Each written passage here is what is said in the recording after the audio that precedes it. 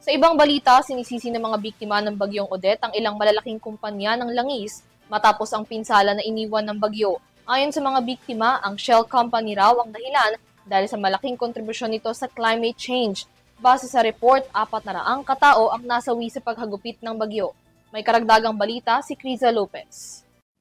Mahigit sa 4 na taon na ang nakalipas matapos sa lantain ng Super Typhoon Odette ang Pilipinas noong 2021. Bagamat buong Pilipinas ang apektado sa pagtama nito, higit naman na nagdusa ang mga Pilipinong mula sa Bohol at Cebu.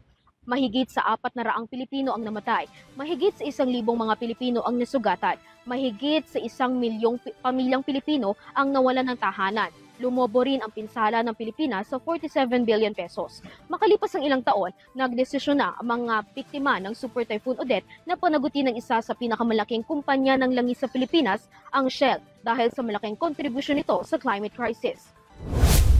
Isa si Nanay Grace Lorlene Obgina at Michelle Lupian na hindi pa rin nakaka-recover mula pa noong bagyong Odette. Emosyonal na inilahad ni Nanay Grace na lahat ng kanyang mga ari-arian ay nawasak ng bagyo, maging ang kanyang mga naipundar mula sa pangingibang bansa. Palagi ko pong naalala ang mga anak ko. Yun ang sinabi sa kanila, Mama, paano yung bahay natin kahit malang ilaw wala. Hindi ba ako nakarecover hanggang ngayon?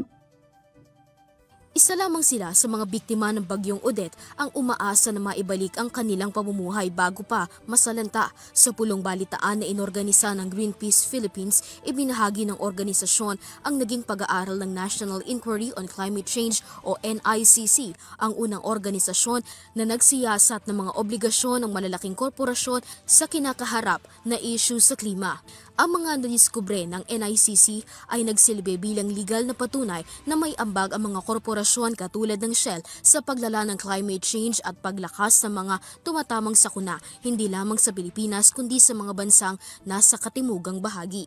Ayon kay Attorney Ryan Rosette, Senior Legal Fellow in the Legal Context for Climate Accountability, magsisilbi ang The Odette case bilang landmark case para sa mga kaso ng malalaking korporasyon na nakasisira na ng klima at higit sa lahat ang buhay ng tao.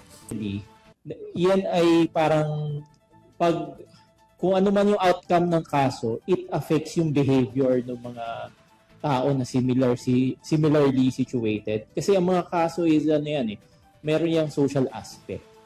So importance of this case, no? Kasi ang business as usual kasi tayo di ba? And napaka short term kasi nung pagtingin natin when it comes to, business, pero ang laki ng effect niya. For example, climate change, hindi natin nafe-feel agad, pero ngayon andyan na talaga no?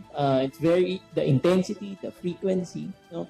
So we need to change our perspective. Nakatakdang isumite ang kaso sa United Kingdom Court ng 67 na biktima ng bagyong Odette sa December 2025 gamit ang batas sa Pilipinas. Dagdag ni Jefferson Chua, climate campaigner, ang kaso na ito ay usaping climate justice. Umaasa sila na magbibigay ito ng bigat sa mga korporasyon na umako ng responsibilidad sa higit pang paglala ng klima. Is a demonstration of community power really against these big companies, and we're not just talking about big companies, the biggest companies around the world, no?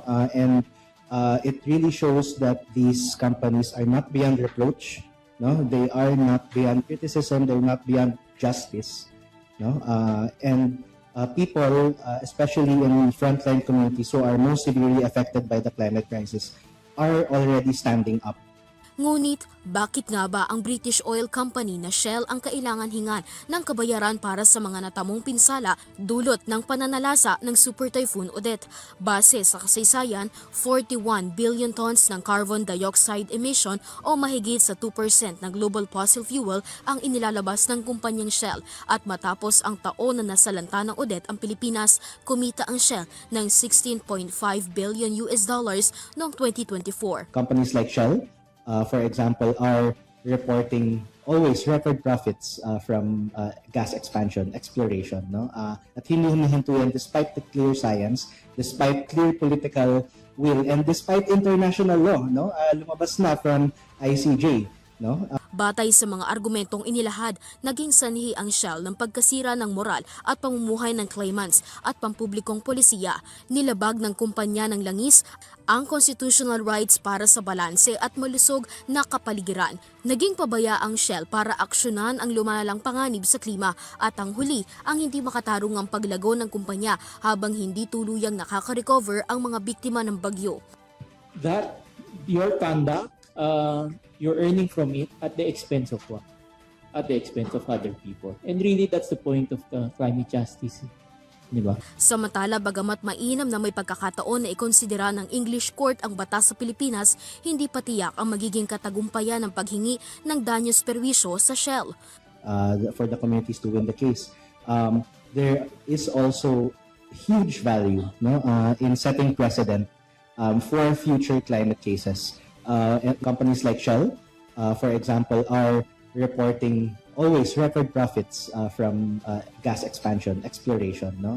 At hindi humihinto yan despite the clear science, despite clear political will, and despite international law, no? Lumabas na from ICJ, no? Sa ngayon, tanging ang Commission on Human Rights pa lamang ang nagpapahayag ng kanilang suporta sa mga biktima ng Odette para makamit ang hustisya laban sa Shell. Nananawagan ang CHR sa United Nations Guiding Principles on Human Rights na bigyang diin sa mga korporasyon na respetuhin ang karapatang pantao, partikular ang pagbibigay ng kooperasyon sa legal na proseso. Para sa Zero TV News, Quiza Lopez, sumasaludo sa bawat Pilipino.